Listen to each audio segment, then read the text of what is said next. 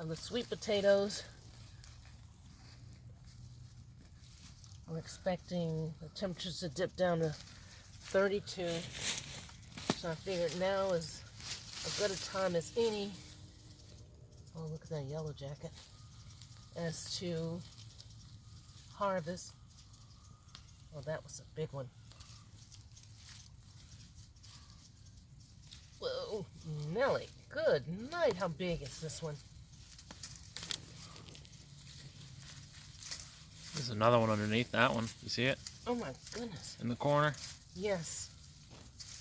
It's stuck. Oh my goodness, it's stuck. Look at that, how big it is. I have a friend and she only likes the little ones. Look how big those are. But I like the letter L. This video is brought to you by the letter L. But we don't hold L's around here. Oh my! Oh, this one is huge too. So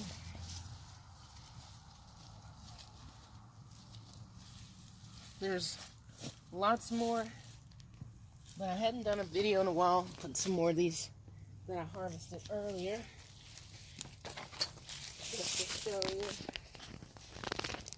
And